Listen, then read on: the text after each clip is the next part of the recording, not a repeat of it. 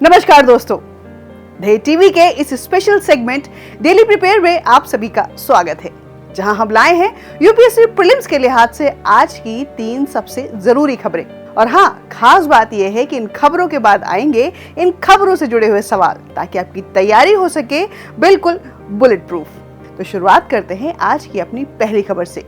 दोस्तों, ये है जम्मू कश्मीर का डोडा जिला और यहीं पर है एक टाउन जिसका नाम है किश्तवाड़ और यहाँ से एक नदी गुजरती है चेनाब। और इस चेनाब नदी पर किरू नाम से एक हाइड्रो पावर प्रोजेक्ट डेवलप किया जा रहा है और यह run of the river project है, यानी इसमें नदी के बहते पानी से बिना बड़ा बांध बनाए बिजली बनाई जाएगी और इसकी क्षमता 624 मेगावाट होगी और इससे राज्य की बिजली जरूरतें भी पूरी होंगी।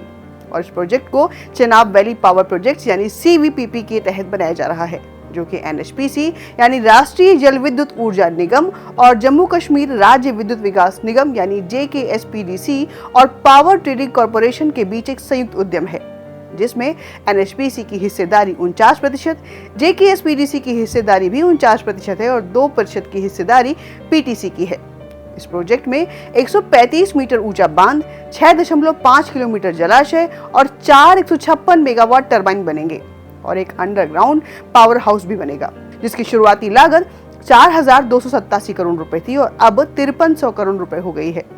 यह प्रोजेक्ट 2025 तक पूरा होगा और पाकिस्तान ने इस पर आपत्ति जताई थी और बोला कि ये सिंधु जल समझौते का उल्लंघन है। बहरहाल भारत ने इसे नकार दिया है।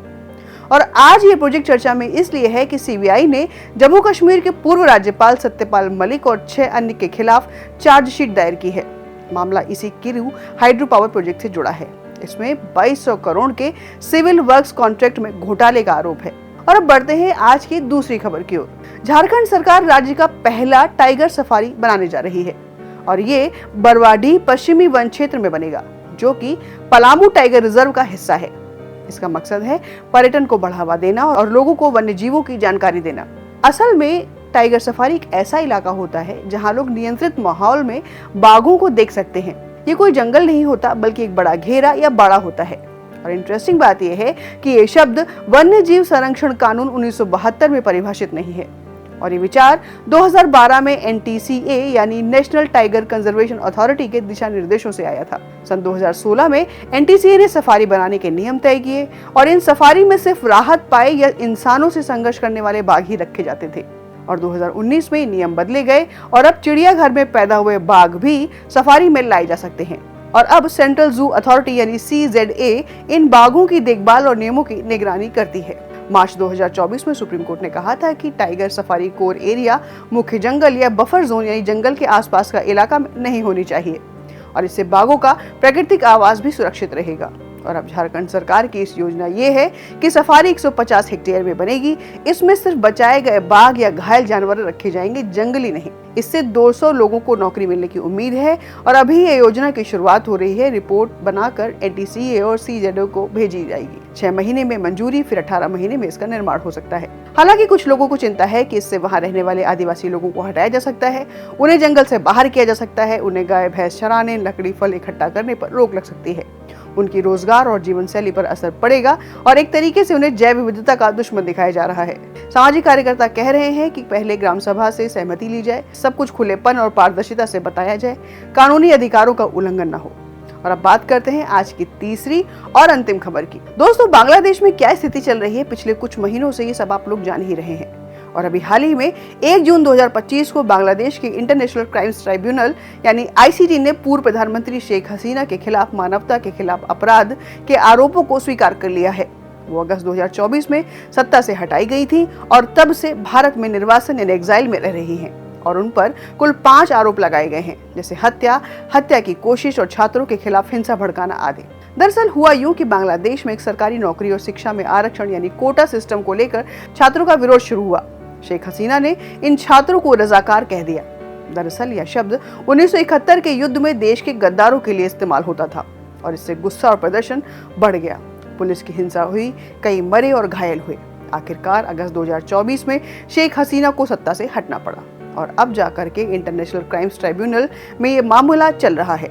ICT 1973 में बना था ताकि 1971 के बांग्लादेश मुक्ति युद्ध के समय हुए अत्याचारों की जांच हो सके और इसका काम था उन लोगों को सजा देना जिन्होंने युद्ध अपराध, नरसंहार या मानवता के खिलाफ अपराध किए थे। शुरू में यह ट्रिब्यूनल पाकिस्तान सैनिकों के खिलाफ बना था, लेकिन 2009 में शेख हसीना की सरकार ने इसे फिर शुरू किया और अपने राजनीतिक विरोधियों पर मुकदमे चलाने के लिए। और कई लोग कहते हैं कि इसका तरीका अंतर्राष्ट्रीय मानकों के अनुसार नहीं है।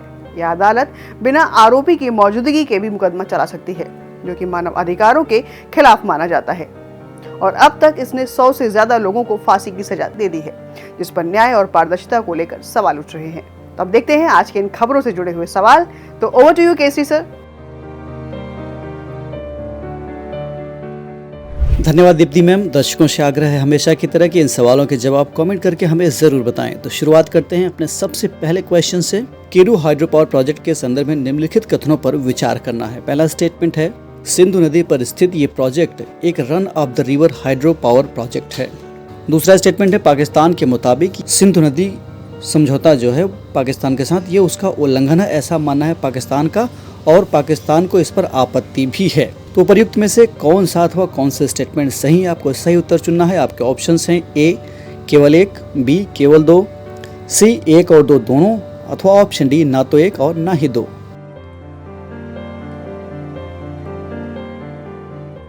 इस प्रश्न का सही उत्तर है ऑप्शन बी, यानी दूसरा स्टेटमेंट ही सही है, पहला वाला गलत है। क्यों गलत है, इसके लिए आपको देखना होगा फिर से वापस न्यूज को।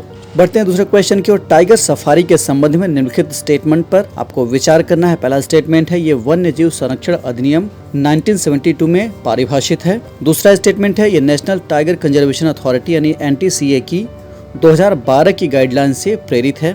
और तीसरा स्टेटमेंट है, इसमें केवल चिड़ियाघर में पैदा हुए बाघों को रखा जाता है। आपके ऑप्शंस हैं ए केवल 2, बी केवल 1 और 3, सी केवल 2 और 3, अथवा ऑप्शन डी 1, 2 और 3।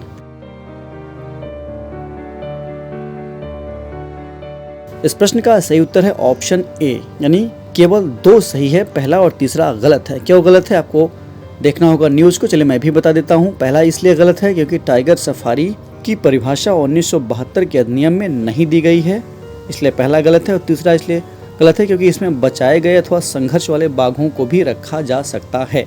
लेते हैं आज के अंतिम क्वेश्चन। इन तीसरे क्वेश्चन को, बांग्लादेश की इंटरनेशनल क्राइम्स ट्राइब्यूनल यानी ICT के गठन का मुख्य उद्देश्य क्या था। ऑप्शंस हैं ए आतंकवाद से जुड़े मामलों की सुनवाई, ऑप्शन बी 1971 के मुक्त युद्ध के दौरान हुए युद्ध अपराधों की जांच और सजा, ऑप्शन सी बांग्लादेश के वर्तमान राजनीतिक नेताओं पर निगरानी, अथवा ऑप्शन डी भारत बांग्लादेश सीमा विवादों का समाधान। इस प्रश्न का सही उत्तर है ऑप्शन बी, 1971 के मुक्त युद्ध के दौरान हुए युद्ध अपराधों की जांच और सजा के लिए ये ICT बनाई गई थी। व्याख्या के लिए आप फिर से न्यूज को देख सकते हैं। तो दोस्तों ये थी आज की 3 सबसे जरूरी खबरें और सवाल। ऐसे ही इंपॉर्टेंट डेली करंट न्यूज और MCQs के लिए जुड़े रहिए हमारे साथ। अगर आपको ये फॉर्मेट पसंद आया हो तो लाइक, शेयर और कमेंट करना ना भूलें। और आपका कोई सजेशन हो, कोई रिकमेंडेशन हो तो कमेंट बॉक्स में हमें जरूर बताएं, ताकि हम इसको और रिफाइन करें इस प्रोग्राम को। और हाँ, अगली बार फिर मिलते हैं नई खबरों और नई सवालों के साथ। जय हिंद।